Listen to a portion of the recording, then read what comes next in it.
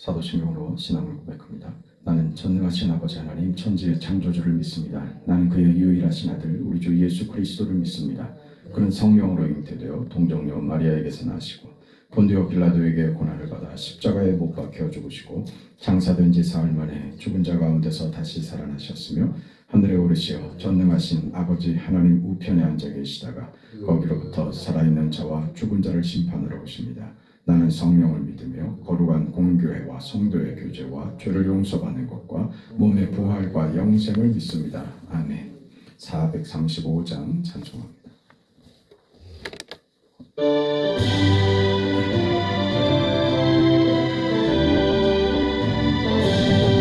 나의 영원하신 기업 생명보다 귀하다. 나의 발길 나가도록 나와 동행하소서. 주께로 가까이 주께로 가오니 나의 발길 나가도록 나와 동행하소서. 세상 부귀 아니란과 모든 명예 버리고 험한 길을 가는 동안 나와 동행하소서. 주께로 가까이 주께로 가오니 나의 발길 나가도록 나와 동행하소서. 어두운 골짝 지나가며 험한 바다 질러서 천국 눈에 이르도록 나와 동행하소서. 주께로 가까이 주께로 가오니 나의 발길 나가도록 나와 동행하소서.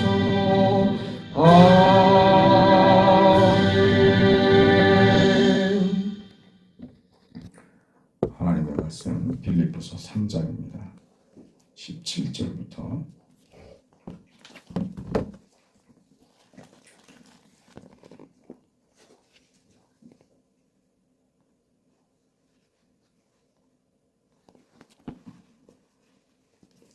빌립보서 3장 17절부터 4장 1절까지 말씀, 하나님의 말씀을 함께 읽습니다. 형제들아, 너희는 함께 나를 본받으라. 그리고 너희가 우리를 본받은 것처럼 그와 같이 행하는 자들을 눈여겨보라. 내가 여러 번 너희에게 말하였거니와 이제도 눈물을 흘리며 말하노니 여러 사람들이 그리스도의 십자가의 원수로 행하느니라. 그들의 마침은 멸망이요 그들의 신은 배요 그 영광은 그들의 부끄러움에 있고 땅의 일을 생각하는 자라. 그러나 우리의 시민권은 하늘에 있는지라. 거기로부터 구원하는 자 곧 주 예수 그리스도를 기다리노니 그는 만물을 자기에게 복종하게 하실 수 있는 자의 역사로 우리의 낮은 몸을 자기 영광의 몸의 형체와 같이 변하게 하시리라. 그러므로 나의 사랑하고 사모하는 형제들, 나의 기쁨이요 면류관인 사랑하는 자들아, 이와 같이 주 안에 서라. 아멘.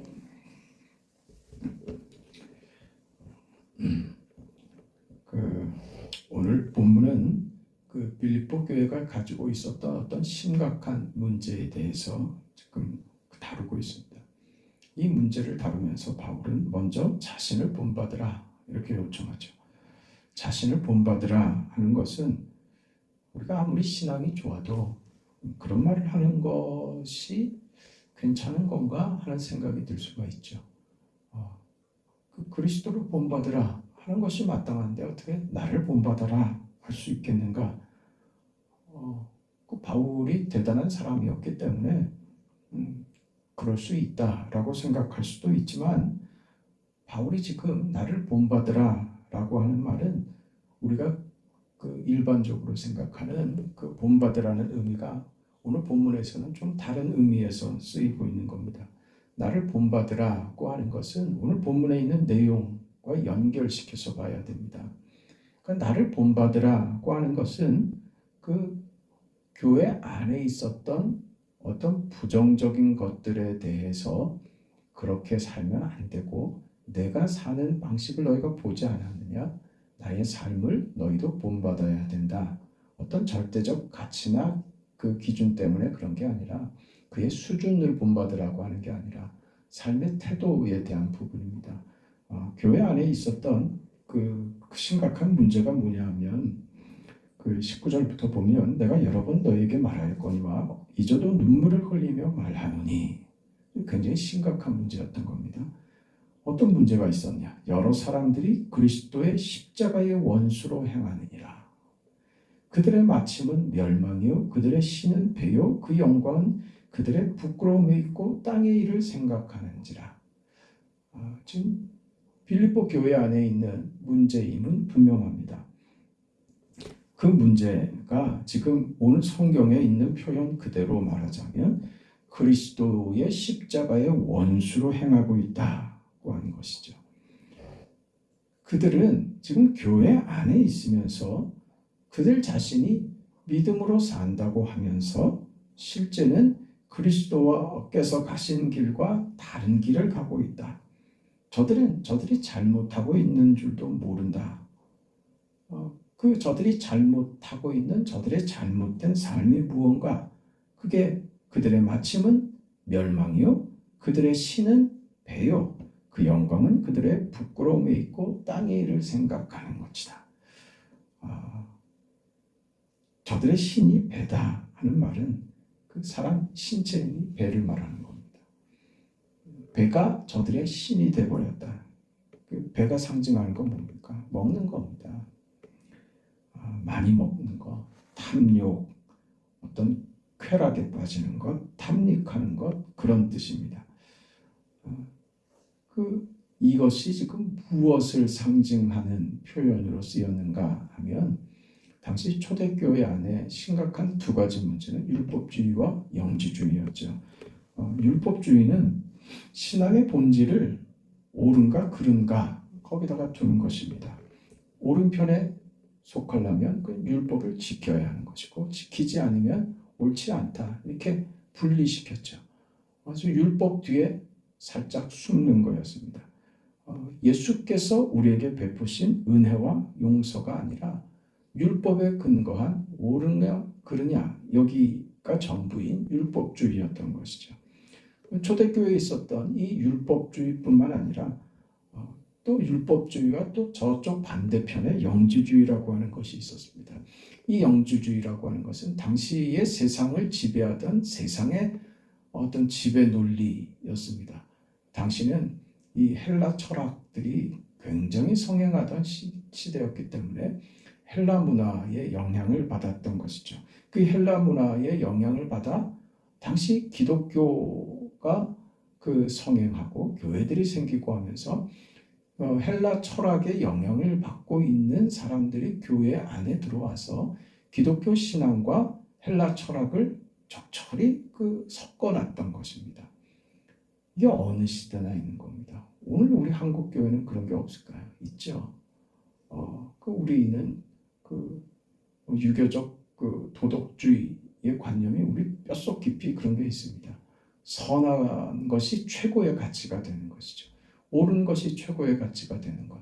그 사람이 선하게 살았냐, 착하게 살았냐, 도덕적으로 살았냐, 그럼 그 사람이 최고의 가치를 받게 됩니다. 기독교 신앙은 어제도 말씀드렸습니다만 내가 선하고 착하게 도덕적으로 산 것, 내가 깨끗하게 산 것이 그게 최고의 가치가 되면 안 됩니다. 우리는 기독교 신앙은 굉장히 적극적인 행동과 적극적인 도덕, 적극적인 선함을 요구하지 나 혼자 깨끗하면 되는 것 아닙니다. 내가 선하고 내가 깨끗하고 내가 올바르게 내가 착하게 살기 위해서 그 사람은요 더러운 데 안 갑니다. 섞이지 않습니다. 우리 유교 사회에서 늘 보던 얘기들 말들 아닙니까? 도덕군자가 돼서 그래서 세상과 멀리합니다. 혼자 떨어져서 살죠. 섞여서 더러운 건 묻히게 된다 이겁니다. 기독교 신앙은요? 아니요. 기독교 신앙은 내가 옳고 내가 깨끗하고 내가 도덕적으로 얼마나 흠결 없이 살았느냐 하는데 가치가 있는 것이 아니라 우리는 내가 받은 은혜와 그 사랑을 가지고 얼마나 많이 끌어안았느냐. 거기에 우리 기독교 신앙의 가치가 있습니다. 그 안에 들어가서 끌어안는 것이죠. 지금 율법주의니 영주주의니 하는 것은 결국 무엇을 어떤 서로 극단의 주장을 하고 있지만 사실은 공통점을 가지고 있는 거예요. 그 공통점은 뭐냐?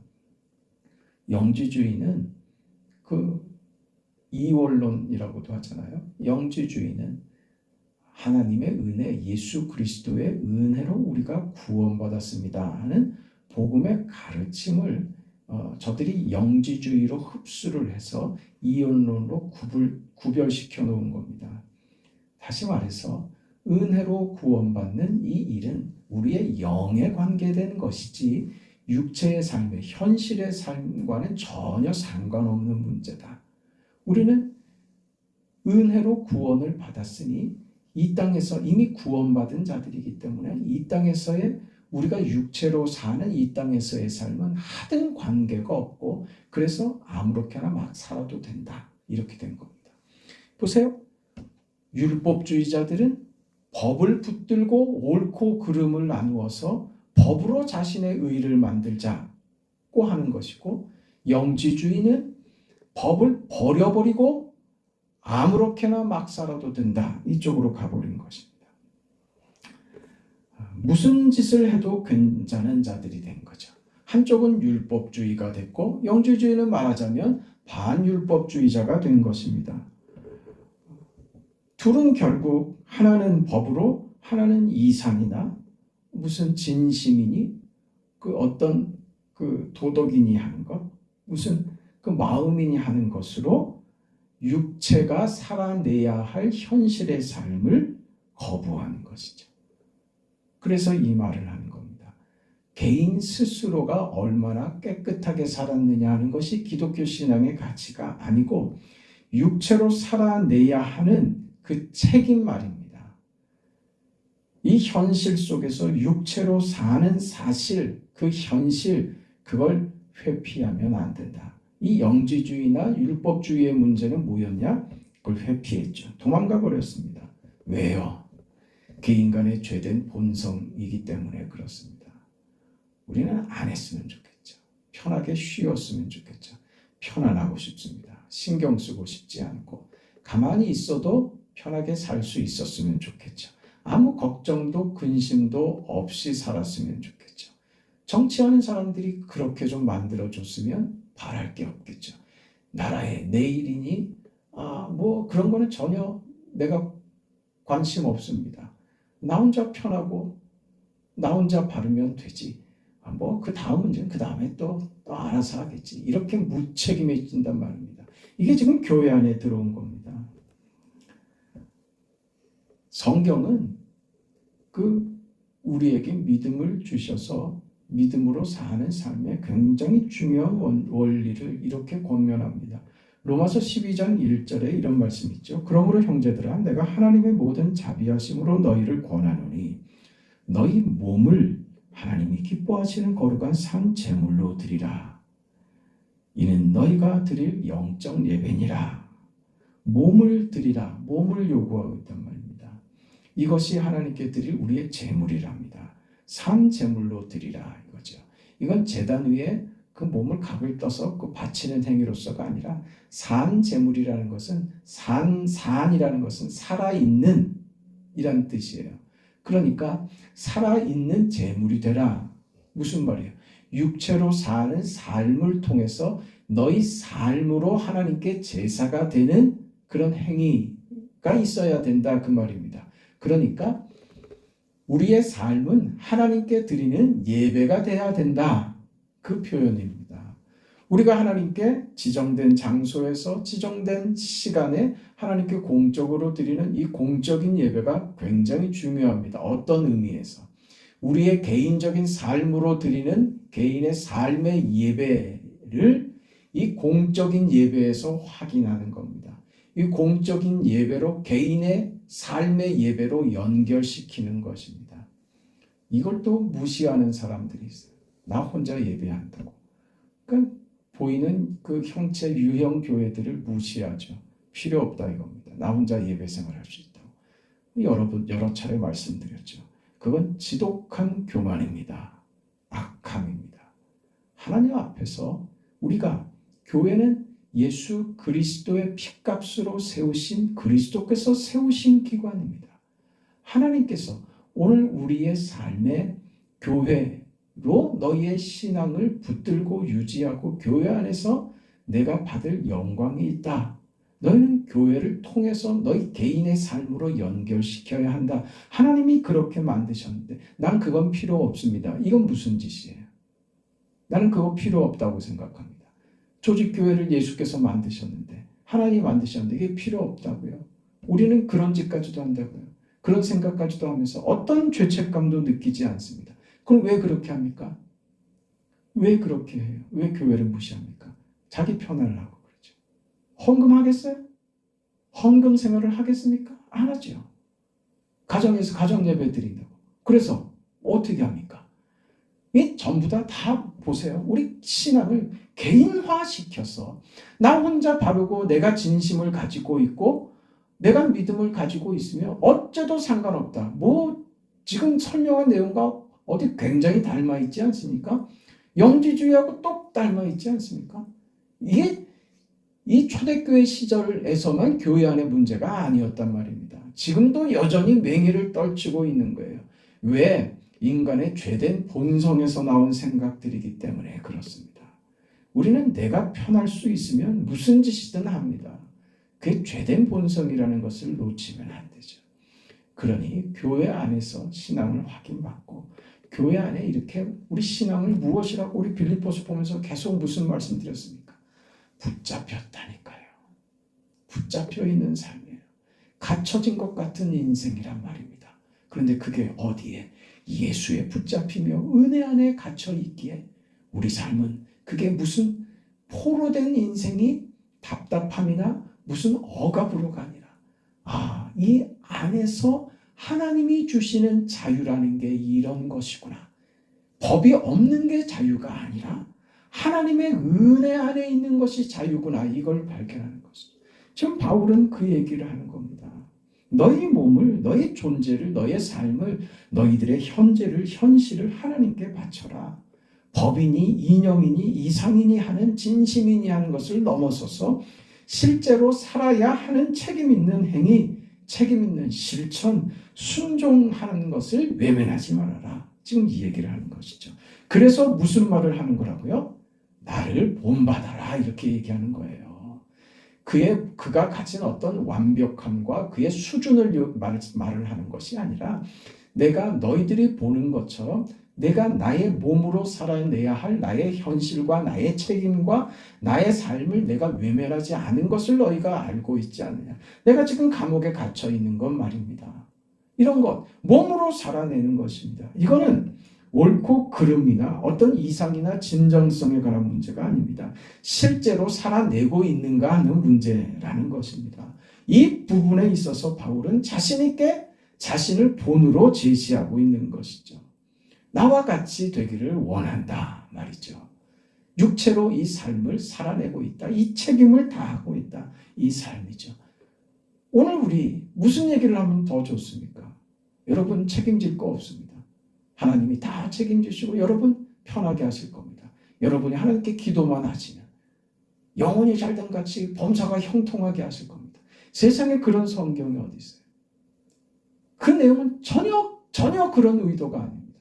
어디 그런 얘기를 만들어 놓습니까? 영혼이 잘된 같이는 하나님의 뜻이 맞습니다. 네? 우리가 만사가 형통하고 범사가 형통한 것이 하나님의 뜻이라고요? 그걸 누가 그럽니까? 아니요. 우리 육체의 삶의 고단함은 왜 찾아옵니까? 그게 하나님의 뜻이 아니라면 고단한 인생은 뭔가 잘못된 거죠. 그게 이런 얘기들이 누가 한 얘기인 줄 아십니까? 그게 원래 베레아 귀신론 가르치던 베레아에서 하는 얘기가 이거였습니다. 우리는 하나님의 은혜 안에서 구원받았고 이미 결과가 난 사람들이기 때문에 그것도 누구하고 같습니까? 이게 영지주의라니까요. 결과가 난 사람들이기 때문에 지금 우리는 완벽하게 해결됐다 이렇게 주장합니다.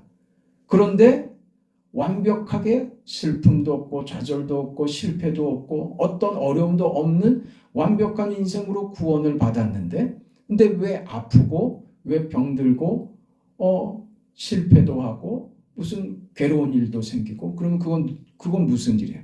그 사람들 설명에 베레아의 설명이었던 거예요. 그걸 뭐라고요? 귀신 들렸다. 그걸 거기다가 다 갖다 붙인 거예요. 그래서 늘 하는 행위가 축사였던 거예요. 귀신 쫓아내는. 그게 그들의 일이 돼버렸던 거예요. 거기에 뭐가 빠졌다고요? 육체로 살아내야 하는 현실의 삶에 우리의 책임을 외면하는 거죠. 우리 그러고 싶다니까요. 인간의 본성이 그걸 외면하고 싶은 거예요. 세상의 삶이 고단하죠. 그러니까 교회 가서는 이런 짐으로부터 벗어나고 싶은 거예요. 그래서 일 안 하고도 편하게 살 수 있고, 저 밖에 안 나고 교회 와서 맨날 기도만 하고 그러고 살면 세상 없이 좋겠다. 그 옛날에 기도원 올라다니면서 기도원에 사는 거야. 그게 좋거든. 기독교 신앙은 거기 있지 않다고요. 개인이 무슨 기도 생활하고 선하고 옳고 잘못 안 하고 죄 안 짓고 사는 것이 그 인생의 최고의 가치로 한 번도 성경이 그렇게 이야기하신 법 없습니다. 은혜를 주신 것은, 우리가 받은 어떤 영적인 감동이나 은혜나 깨우침이나 하는 것은 출발하는 거예요. 출발. 깨닫고 이렇게 살아야 하는구나를 깨우치고 출발하는 것이지, 출발선에서 출발은 안 하고 출발선에서 계속 감동만 달라고 요구한다면 그건 기독교 신앙 아닙니다. 컬컬한 걸 좀 하나님이 시원하게 사이다 한잔 마셔서 속이 뻥 뚫리는 것 같이 그렇게 무슨 활명수 한 잔이라도 마셔야 되고, 그런 신앙으로 하나님이 우리를 그렇게 이끌어 가시지 않습니다. 사는 것입니다. 현실에 대한 책임이요. 내가 뭐 하는 것인가 싶죠? 아니요. 그게 위대한 길을 가는 것이며, 그것이 하나님이 지켜보고 계시며 손잡고 함께 하시는 하나님의 백성이 가는 믿음의 길입니다. 아무렇지도 않은 것이 아닙니다. 우리는 자꾸 내가 무슨 대단하고 내가 무엇을 이룰 수 있는 존재라고 생각하는데 내 것으로 할 수 있는 건 없습니다. 그게 율법주의죠. 다 벗어버리고 싶은 거, 영지주의죠. 우리가 이 둘을 왔다 갔다 한다니까요. 그 지금 빌립보 교회가 가지고 있었던 문제가 바로 여기 있었던 것이고, 그래서 바울이 여기에 대해서 나를 본받으라 이렇게 단호하게 얘기할 수 있었던 것입니다. 그 바울이 자신을 본받으라고 얘기할 수 있었던 것, 바울의 삶을 통해서 그가 본을 보였던 것, 신약 성경 바울의 서신서 안에 가득 차 있죠. 바울은 당당하게 말할 수 있습니다. 나는 이 삶을 살았다. 이 삶을 살았다. 나는 이 삶을 사는 일에 나는 한순간도 포기하지 않고 이 책임을 다하려고 하고 있다. 그거 본받으라 이거죠. 예수님께서 무슨 이상이나 무슨 말씀만으로 그저 좋은 말씀 하시고 그리고 딱 올라가신 것 아닙니다. 무슨 가르침만 주시고 그리고 사라지신 것 아닙니다. 자살해버리는 것 아닙니다. 죽임을 당하시죠. 그 죽음의 길을 가시는 겁니다. 그것으로 주님이 말씀하신 것이죠. 믿음의 길은 이겁니다. 십자가를 지러 가는 골고다의 길. 그 길을 걷는 것입니다. 십자가를 지고 그 길을 걸어가는 것. 그게 믿음으로 사는 겁니다. 그렇게 살아가야 합니다. 그것이 우리의 길임을 알고 그것이 우리 인생의 자랑이 되고, 그것으로 여러분 자녀들에게 내가 이렇게 사는 것처럼 너도 이렇게 살아야 한다고 그렇게 자신 있게 말할 수 있는 여러분의 유언과도 같고, 여러분의 삶을 대표하고 여러분의 삶을 증명하는 그런 표현이 되어야 할 것입니다. 나 이렇게 살았다. 나 이렇게 살았다. 얼마만큼 이루었는지에 대해서는 나는 사실 자신은 없다. 내가 대단하다고 난 말할 자신도 없다. 그럴 자격도 없다. 그러나 나 이렇게 살았다. 이렇게 살았다. 내 현실을 외면하지 않았고 그 현실을 내가 먹고 사는 문제로 산 것이 아니라 내 현실이 바로 내가 하나님께 예배드리는 장소이며 내 현실의 삶으로 하나님이 받으시는 영광의 삶이라는 것을 알아서 내 현실 속에서 내가 배우고 깨닫고 믿음으로 확인했던 그 삶을 현실 속에서 그렇게 실천하려고, 그렇게 책임있게 살아보려고 했었다. 그것만 내가 말할 수 있다. 너희도 나와 같이 살기를 바란다. 이것이 내가 지금 너희를 향하여, 바울이 지금 얘기하는 것처럼 지금도 눈물을 흘리며 말하노니, 부모된 자로서 내가 자녀된 너희들에게, 내 아들에게, 내 딸에게 내가 눈물을 흘리며 내 마지막으로 내가 할 말이 있다면 이 말이다. 나 예수를 위해서 하나님이 부르신 그 부름의 상을 쫓아서 그 믿음으로 현실을 도망가지 않고 살아냈다. 너도 이와 같이 되기를 바란다. 여러분의 고백이 되고 우리 인생의 유언이 되고 우리 삶의 자랑이 되기를 바랍니다. 자비하신 아버지 하나님, 하나님의 은혜와 사랑을 감사합니다. 우리의 그 죄되고 못된 본성들이 가지는 도망가고 싶고 회피하고 싶고 그저 편하고 싶고 신경 쓰고 싶지 않은, 그래서 찾아오는 어떤 세상적 이해와 진심이면 다 되는 것 아니냐, 법을 지키면 끝난 것 아니냐, 내가 오른편에 서 있으면 다 끝난 것 아니냐 하고 현실의 삶을 외면하고 회피하려고 하는 우리들의 못난 모습이 있다면 하나님 용서하시고, 자비하신 주님께서 몸으로 이 땅을 살아내신 것처럼 그 몸으로 죽음을 받아들이셨던 것처럼 오늘 우리도 바울과 같이 그 인생을 삶으로 너희도 나와 같이 되기를 원한다고 그렇게 고백하고 그렇게 요청할 수 있는 그런 믿음의 삶을 우리 모두가 살아낼 수 있도록 하나님 도와주시옵소서. 우리 삶에 그런 믿음을 더하시고 은혜를 더하시고 하나님의 강권적인 붙잡힘 속에서 영광의 삶을 넉넉하게 살아낼 줄 아는 사랑하는 성도들 다 되게 하여 주시옵소서. 예수님의 이름으로 기도합니다. 아멘. 하늘에 계신 우리 아버지여, 이름이 거룩히 여김을 받으시오며 나라가 임하시오며 뜻이 하늘에서 이루어진 것 같이 땅에서도 이루어지이다. 오늘 우리에게 일용할 양식을 주시옵고 우리가 우리에게 죄진 자를 사하여 준 것 같이 우리 죄를 사하여 주시옵고 우리를 시험에 들게 하지 마시옵고 다만 악에서 구하시옵소서. 나라와 권세와 영광이 아버지께 영원히 있사옵나이다. 아멘.